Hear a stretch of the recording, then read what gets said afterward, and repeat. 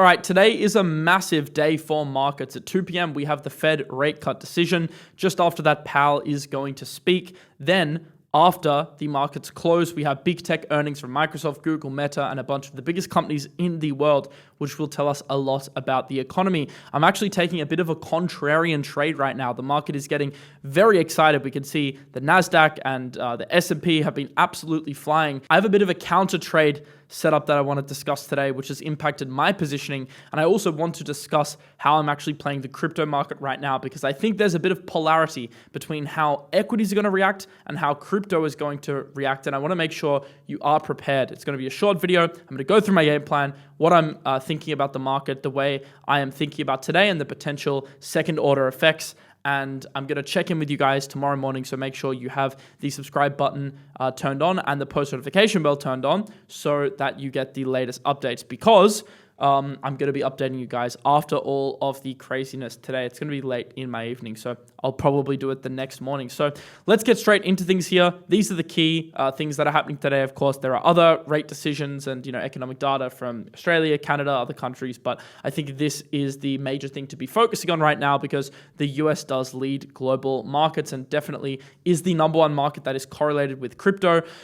I'm getting a lot of questions right now. Why is crypto acting a little bit weak in the face of extreme stock market strength? In front of you, I have the H4 Nasdaq mini futures, and you can see also on the 30-minute chart, it's also extremely strong. So pretty much it's been up only for the past few weeks, and in the last few sessions, it has extended very strong gains.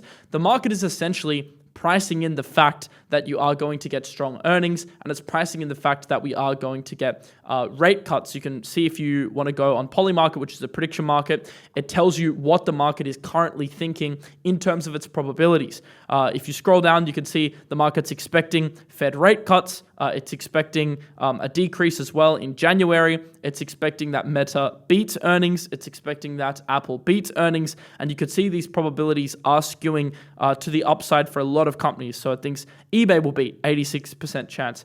MasterCard will beat 93% chance. It thinks Alphabet will beat 82% chance. Apple will beat 89% chance. So the market is largely pricing this in. The other thing that the market is pricing in is the fact that before November 1st, which was the date that Trump was supposed to come with these big, scary tariffs against China, we are going to get a resolution between Trump and Xi Jinping. That's also what the market's expecting, and that's another reason why the stock market has been rallying. So the market's expecting a trade war resolution. The market's expecting quite heavily for earnings to beat expectations, and the market is also expecting not only a rate cut now, but also rate cuts in the future as well, heading into January. So all of this is why the stock market is going up. But that's where I also think there is a little bit of risk starting to be introduced, because the market is so strongly leaning towards the fact that Wednesday will be a bullish day. You can't help but feel that it might actually end up being a buy the rumor, sell the news event for at least equities. Crypto is a little bit different, and I want to discuss why in a couple of minutes here. So for equities, I've actually taken a slight hedge short position on one of my brokerage accounts just to hedge against some of my spot crypto exposure, because I think we could potentially get a dip today. And if we get a dip, I do think over the next couple of days, equities are actually better shorts than crypto. I'm not saying structurally short the market. It's a very risky game over a multi-week period. I've just done so to hedge my portfolio a little bit, and I think balance of probabilities is that we do see equities come to the downside a little bit. In terms of crypto, people might think, okay, if equities end up being buy the rumor, sell the news, theoretically that should mean crypto will come down as well. But there's a bit of an interesting variable happening in crypto at the moment, and that is the fact that October 10th, where we saw that huge open interest wipeout and that big liquidation event, scared a lot of funds, scared a lot of investors into taking on big leverage, especially into big events. Remember, the news headline that triggered the downturn for the market last time was Trump coming out against China. That statement was one of the triggers, and then there was obviously a lot of other effects in the market which resulted in the liquidation event being so big. But nonetheless, I think a lot of crypto investors, crypto traders, they're a little bit tentative right now, and they're a little bit worried to take on high leverage risk heading into big events. So what we have seen over the last 24 hours, and it's very clear in the chart, is a slight unwinding of open interest, which has resulted in the market coming down because people are deleveraging ahead of what is likely going to be a volatile day. Crypto people don't want leveraged exposure heading into an event like this because leverage in crypto is not very sexy right now after what happened on October 10th. So there's been a bit of a deleveraging. That's one of the factors at play right now. We've also started to see some, not all, but there has been some of the DATs, the treasury vehicles that own Bitcoin and Ethereum, starting to sell. That's put a bit of pressure on the market over the past 24 hours as well. I still don't think MicroStrategy is going to sell. I think the probability is extremely low of that happening, but that narrative has also suppressed crypto slightly over the past 24 to 48 hours. The other thing I think is that crypto often front runs equities. So really smart, savvy crypto traders and funds, they are going to front run the potential that equities could be a sell the news event. So the market begins to deleverage ahead of time, and that's resulted in us rejecting from this zone. So the TLDR is, I think, I'm not like mega bearish equities. I just think I wouldn't be buying here. And if anything, I would be hedging short because I think there could be a pullback. But I think crypto won't be as exposed to that pullback. I think a lot of the deleveraging in crypto happened ahead of time, and you'll likely see crypto perform okay. I'm not expecting fireworks because that is being priced into the market with all of these bullish headlines, but I'm expecting things to be okay. The one caveat I wanted to mention to you guys though is there could be an event here because the market is, pricing in all of these things and it's, very bullish. If there is a surprise, so if Powell somehow comes out a tad hawkish, if the earnings beats aren't as sensational as some people expect, or if there's any sort of volatility over the next 24 hours to the downside, that could cause a bigger move because of the fact that the market is, so certain that today's going to be a really bullish day. I think that is where you open up some downside risk. But I don't think that happens. There's a very small chance, like a 10% chance, 10 to 15% chance, according to a lot of the prediction markets, that we do see a surprise here. But if we do, be ready for downside in that event. If we don't, I think most of it is largely priced in markets, but I think crypto is front run. That is my summary of what is happening right now. So following on from that, what can you do to position?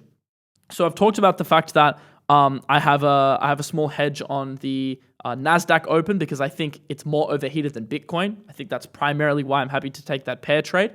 Looking at Bitcoin specifically, Bitcoin still needs to get back above this zone. 115K has been so annoying. It's this head and shoulders pattern which played out to the bottom of the channel and then has also retested again and is rejected again. So until we flip above this level, I don't think we can talk about highs yet.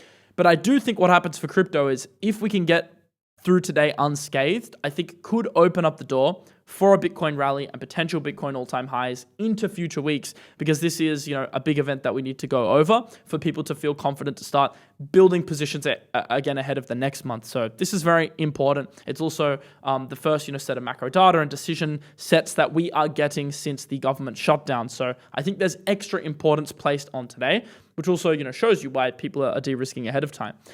If things come out unscathed, and I'll do a video tomorrow and we'll summarize everything and I'll go through, how my trades ended up and if I was right and if I was wrong, I'll do that in the morning. But if we come out unscathed, what can you be looking at doing? Well, I think your focus should be on the strongest altcoins that are structurally looking good and are also fundamentally looking good to outperform.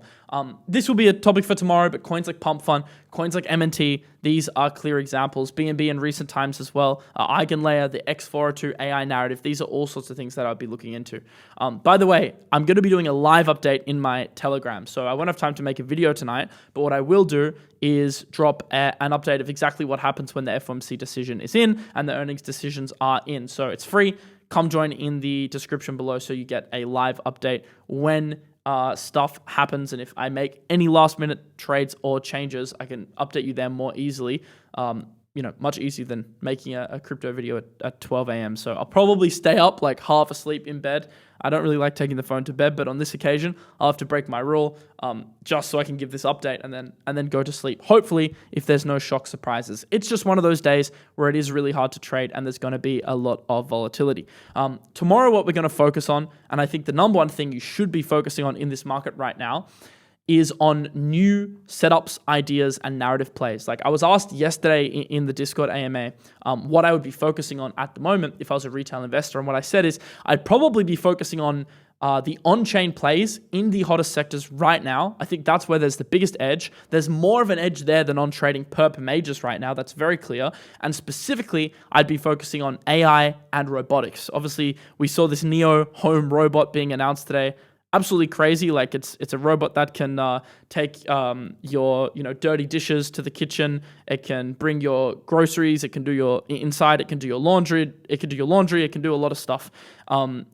I don't think this will be, just based on what I'm saying, I don't think this is the end game product or will be like the winner in humanoid robotics in the end, but it is one of the first retail products. It's $20,000. That's actually shipping.